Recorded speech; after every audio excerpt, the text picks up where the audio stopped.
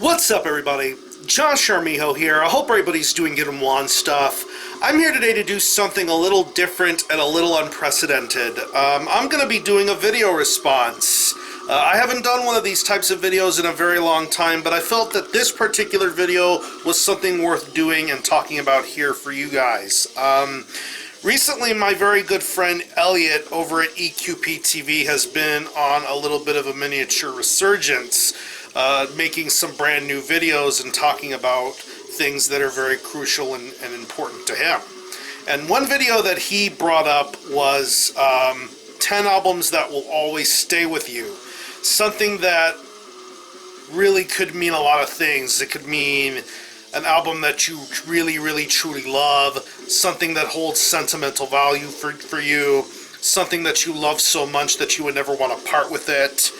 Of course, a long time ago I did a similar sort of video response to my buddy Sean Count Blaggerith, something around what albums in your collection are of the most valuable to you. And of course that was in pertaining to sentimental value. This time around, I'm going to be talking about 10 albums that I truly love, I would never part with, and hold a lot of personal value to me. But I should also, first of all, say that Elliot is an amazing kid. I've watched this dude grow up before my very eyes, as I know most of you guys have, and not only do I consider him to be a fantastic YouTuber, but I also consider him to be a very splendid human being. I really care about this kid, and I want to see him continue to make strides, grow stronger, and become an even better person than I feel that he already is. So if you haven't subscribed to EQPTV, I definitely would recommend you check out his channel, support him, and his newfound journey. So let's get this list out of the way. Nothing's in particular order here, but first what we're listening to in the background, Infernal Dominion, Salvation Through Infinite Suffering. You can say that this is another album that holds a lot of sentimental value and something that I couldn't always stay with. This is a Texas death metal mainstay, and if you've never heard Infernal Dominion, I would highly recommend you listen to that album. It is fucking amazing. Now let's get to the list. This first album here is of a band that is very much huge in the worlds of commercial and underground metal, and I of course am talking about the Black Dahlia Murder with Nocturnal. Yeah, this is their third full-length album from 2007, I want to believe, and of course, this to me was the album that shot the Black Dahlia Murder into the stratosphere. This was the first Black Dahlia Murder album that I ever heard, and the minute I heard everything went black, and then from then on there, I would only grow to love and have a fond appreciation for what the Black Dahlia Murder were about, because this is a band that had a very content sort of sound going in their early stages, but as time went on, this band became a very much strong, beastly sort of melodic death metal band. And with albums like Unhallowed and Miasma, it really showcased their craft as to what type of a band they truly were. But with Nocturnal, this one got a lot of people talking. I mean, songs like Everything Went Black, What a Horrible Night to Have a Curse, Worship Only What You Bleed, Death Mask Divine, Warborn. So many memorable songs, so many amazing things about this album. Trevor's vocals, the guitar leads, the solos, the drum work, the production. This was a very complete sort of Black Dahlia Murder record, and I still consider it to be one of my favorite albums of their discography. And to see how far they've come along in the decades since this album's release is just nothing short of amazing. This band really has made some serious strides in putting out music, and of course Trevor being the sole, one of the ears for listening to underground music, because I've always said, you can not be a fan of the Black Dahlia Murder, but you have to at least give some credit where credit is due to Trevor. He loves underground metal. He supports underground metal. He cares about the cause. He's one of us, so to speak. But yeah, Nocturnal by the Black Dahlia Murder, something I will never forget. This is an absolutely beautiful Melodeath album. Next up, we have some death metal from probably one of the more recognizable names of the genre, probably one of the sickest, most horror tinged, influenced death metal bands on the planet. I, of course, am talking about Mortician, but what Mortician album am I going to be talking about here? What I consider to be my favorite album of theirs. Chainsaw Dismemberment. Yeah. This is their second full-length album from 1999, I want to say. And, of course, this band is a absolute iconic, legendary, infamous sort of band. Very much known from their early 7-inch releases when they had a real drummer, to the releases to where it was just Will and Roger, and then a drum machine. They just had a very distinctive and unique sort of sound. When they came out with Hacked Up for Barbecue, that was an absolutely amazing record. I mean, overly long horror movie samples, dingy, grungy bass, very obnoxious tuned riffs, of course that damn drum machine, and Will's really low guttural vocal style. That album was something special. But Chainsaw Dismemberment was just like the last record, but that much better. I mean, songs like Mass Mutilation, Rabid, Island of the Dead, Silent Night, Bloody Night, Funeral Feast, Rats, just some seriously killer tracks to be heard on here. I feel this is a much more well-rounded and better record. Of course, this is a band that has a very safe sort of formula, and I don't think they need to break or change what they've already been working on, and I really, really love what they did here with Chainsaw Dismemberment. Of course, the horror movie samples, the loud bass, the loud guitar riffs, the drum machines, the vocals, everything you would want in a Mortician record, it is here. I still consider this to be the best work that they've done, period. And who knows if they're going to put out new music in the very near future. I mean, this band is still very much active and relevant and keeping the band name in the mouths of anybody, whether it be music or merchandising or memes or whatever the hell you want to refer to it as. Mortician are still very much an alive sort of band, and Chainsaw Dismemberment is easily their best work in my opinion. And not to mention my favorite album cover of Wes Ben Scott always does great artwork for Mortician. Fuck, I'm even wearing a Mortician beanie. That's how much I fucking love this band. But yeah, Chainsaw Dismemberment, one of my favorite, if not my favorite Mortician album of all time. Next up, we have probably my favorite grindcore, one of my favorite grindcore albums of all time, from probably one of the most iconic grindcore bands in history. Yeah, this is Disintegration Axis with the Inalienable Dreamless. Yeah, this was released in, I want to say 2000 on Hydra Head Records, and yeah, this album is just as influential then as it was many, many years ago. I mean, just the fact that this album has such a strong stablemate of band people, from John Chang's vocals and detailed lyrics, to Dave Witt's drumming, to the guitar playing, just the overall brash technicality of this record makes this album feel a lot more epic and over the top than what I feel it already is. And I mean, listening to songs like Castration Rite and The Necropolitan, Pattern Blue, Radiant Arkham, Jigsaw, unbelievable songs to be heard on this album, and I feel that every time you listen to this album, you get further intrigued by the story that's being driven with this album. I mean, this is more than just a grindcore album. This is an absolute event.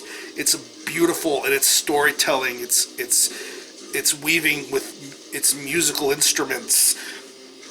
I mean, Disintegration Axis was a fantastic grindcore band, and I don't think anything could ever top it or try to do what Disintegration Axis did. I mean, of course, you had Gridlink in the more recent times, but Gridlink really made their own sort of impact, just like Disintegration Axis did. But The Inalienable Dreamless is an absolute iconic grindcore album, and it's definitely a grindcore album that I could never forget or always love and appreciate.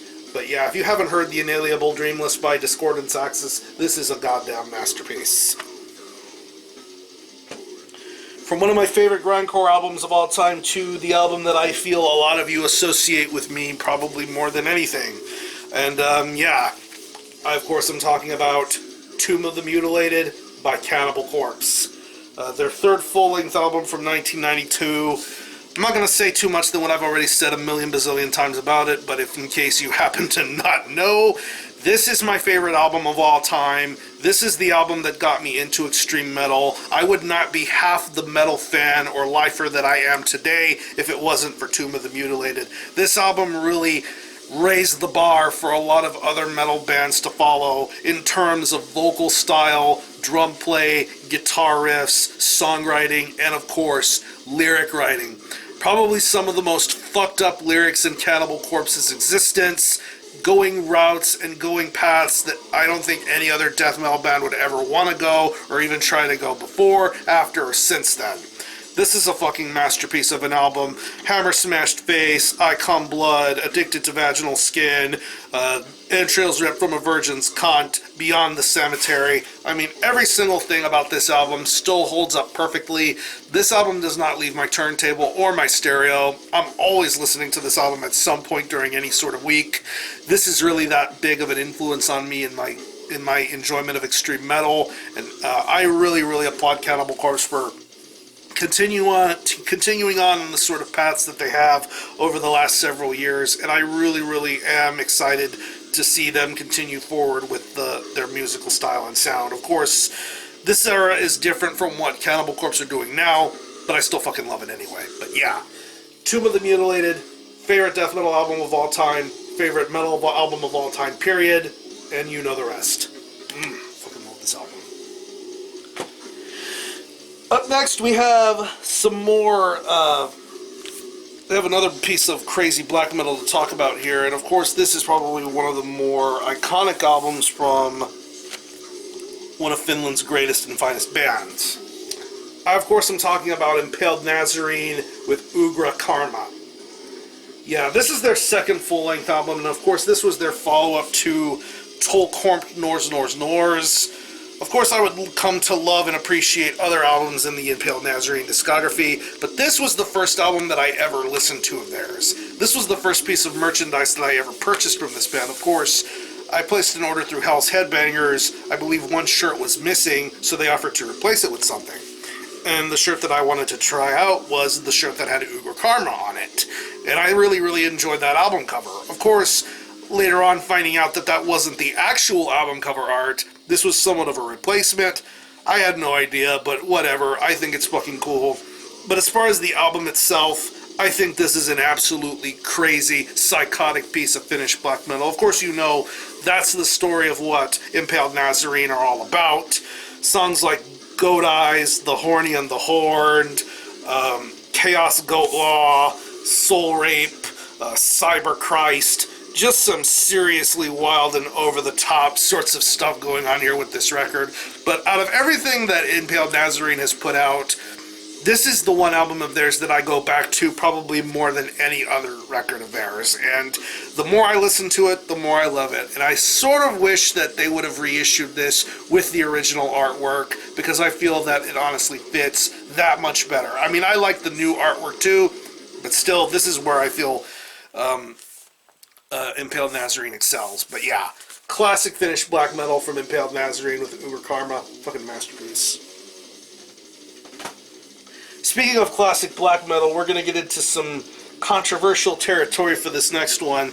And I pretty much, if any of you know me, you pretty much know how I truly feel about this band and how I feel about this album. The more I listen to it, the more I love it. And the more I love it, the more I appreciate what it's done for black metal. I, of course, am talking about Grand Belial's Key, Judeo Beast Assassination. Yeah. This is their second album and the follow-up to Mocking the Philanthropist, and I feel that with a band like Grand Belial's Key, they cross a lot of boundaries and they cross a lot of lines, but I really couldn't give a shit what anybody says. This is a black metal masterpiece. You cannot convince me or tell me differently or otherwise. I mean, listening to songs like The Tenderhearted's Manifesto, Pimps of Gennesaret, Fecal Parturition, The Shitagog, Lamb of God, Slain Will Be, Satanicont. I mean, every single thing about this album is just so awesome. I mean, Mocking the Philanthropist was a really, really great album in its own right, and everything prior to that was awesome, but I feel that Judeo-Beast Assassination, they go that much further. They create some really, really powerful, controversial stuff here with this album. Some killer drum work, great guitar playing, awesome vocals, and of course, this is one of those black metal bands that dares to not only criticize Christianity, but they also criticize other religions like Judaism and Islam stuff. That's what they did with Koshrat, but on here they dared to be different and criticize other religions, which I believe a lot of black metal bands have every right to do in their music, is criticize and mock other religions. That's what black metal is about. I mean, you can say it isn't, but that's what it is to me. But yeah, Judeo-Beast Assassination is an absolute masterpiece. Controversial, legendary, infamous, one of the greatest US black metal albums of all time, one of the greatest US black metal bands of all time. Once again, you can't convince me differently or otherwise. Judeo-Beast Assassination, grab a wireless key, check this one out. From one of the greatest black metal albums of all time to one of the greatest death metal albums of all time, and I cannot talk about Judeo-Beast Assassination unless I talk about Legion. Legion by Deicide. Yeah, this is their second album from 1992, and of course, it seems to be the trend to hate on Deicide for the fact that they have this somewhat simplistic sort of style to their music, simplistic sort of lyrics, anti-Christian, anti-religious, all that other stuff, but I really don't take half the criticism this band gets seriously. Their debut album and the stuff that they did as Amon prior to it is absolutely iconic and legendary, but here with Legion, things are a lot crazier. Things are a lot crazier, a lot faster, a lot more venomous, a lot more over the top, and I feel that with Legion, they really, really reached their strides here with how perfect of an album this is. I mean, listening to songs like Satan Spawned the Caco Demon, Dead But Dreaming, Trifiction, Behead the Prophet, No Lord Shall Live, In Hell I Burn. Absolutely crazy, crazy stuff. This is fast, furious, legitimately evil sounding death metal, and I mean, I love everything about this record. I love the guitar playing from the Hoffman brothers. I love Steve Ashheim's drumming style. I love Glenn Benton's vocal delivery, regardless of whether he's doing low guttural vocals or manic sort of high screams. It's just really, really a perfect and complex package. Their next album after this, Once Upon the Cross, would take things even further and go a lot faster, but out of everything Deicide's ever done, Legion is the one that I go to the most. Legion is the record that I appreciate and love the most. Fucking love Legion. This is an absolutely iconic Deicide record. Continuing on with death metal, we have some really, really ahead of its time sort of stuff. I mean, nowadays, they have an AD added to their moniker, but for what it's worth, this album is absolutely legendary. I, of course, am talking about The Key by Nocturnus. Yeah, this is their debut full-length, very much, probably one of the best concept albums in extreme metal's history, pretty much going back in time to Killing Christ and all this other sort of stuff. But yeah, really one of the first death metal albums to incorporate proper usage of keyboards. Great, great job done here by Mike Browning, playing the drums and doing the vocals. Of course, you know Mike Browning best for his work with Morbid Angel and the early stages of that band. But here with Nocturnus, I feel that he really had an opportunity to shine and do something a little different here. I mean, listening to songs like Lake of Fire, Neolithic, BCAD, Droid Sector, just some absolutely amazing, amazing songs to be heard here. I love the keyboards, I love the riffs, I love the aggression in the vocals. This is really an absolutely amazing album and way ahead of its time. Of course, the next best thing this band would do would be Thresholds a couple of years later. And I know that sometime this year they'll be putting out a new album on Profound Lore, of course under the Nocturnus AD banner. But yeah, The Key was something else, and not to mention one of the best things Dan Seagrave ever painted. This artwork is gorgeous, absolutely legendary and iconic. But yeah, The Key was ahead of its time, absolutely one of my favorite death metal concept albums of all time. Next up, we head to Canada for probably one of the best technical thrash metal records in the history of forever. Of course, I'm talking about Voivod with Dimension Hatros. This is their fourth full-length album from 1988, and of course, prior to this album, this band was in the midst of a sound transition. You had their debut album, War and Pain, which is just straight up nasty, filthy thrash metal. Roar was also nasty and filthy and crazy and over the top. Killing Technology kept up a little bit as well. It's a little more calmer and subdued, but it's still manically aggressive and over the top. And here with Dimension Hatros, they take their sound to the next level, and then of course we would get what we have today with Voivod as far as their sound and their musical compositions are concerned. I mean, tribal convictions, chaos mongers, technocratic manipulators, macro solutions to mega problems, psychic vacuum, just some seriously great songs going on here. I love how forward-thinking a record like Dimension Hatros is, from Snake's vocals, the guitar playing, the drum and bass work. This is just some seriously, genuinely thrilling, technical and progressive sort of thrash metal. And all this time later, this album still holds up perfectly. This definitely is a very important piece of metal in the scheme of Canada, in the scheme of technical thrash metal. Really, really an absolutely iconic record from first track all the way to last. Voivod, Dimension Hatros, definitely check this one out. Next up, we have a record from probably one of my favorite bands going in the realms of hardcore, extreme metal, and many different genres. This band has so many different tags to them that you don't really know or are unsure of what type of direction Full of Hell would be going here. But yeah, since I said their band name, this is Full of Hell with Rudiments of Mutilation. Yeah. This is their second full-length album, and of course they made a very impactful statement with their first couple of 7-inch releases, and then Roots of Earth Are Consuming My Home.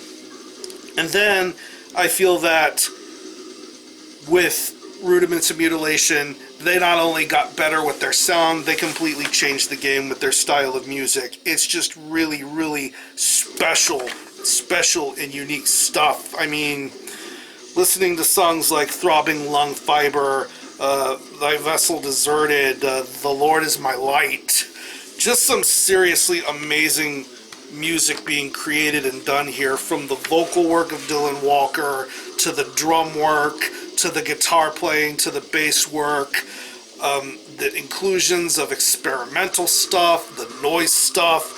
Just a very creative album. And of course, I feel that with every single record Full of Hell are doing, they're only going to get better and stronger from here.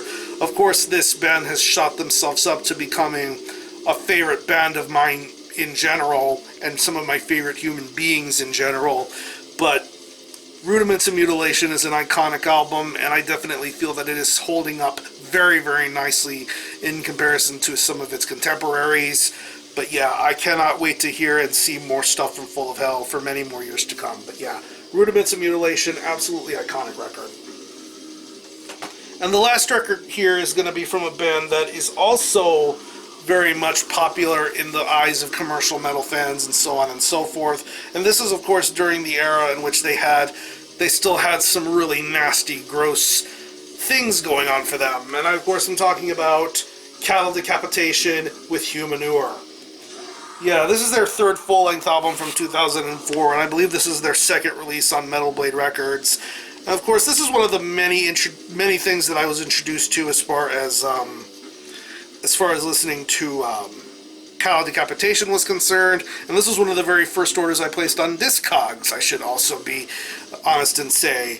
But yeah, everything about Humanure captivated what made a band like Cattle Decapitation so special. And of course, the Cattle Decapitation of today is a far cry from what we had from Cattle Decapitation back then. Of course, they had that really filthy, gnarly sort of gore grind, death grind sort of sound, But here, I felt that they were trying to get the wheels working for a different sort of sound, and then you heard it on Humanure with songs like Reduced to Paste, Bukkake Tsunami, Chamified, Applied Human Defragmentation, Polyps, just some seriously crazy songs going on here, just so discomforting and nasty.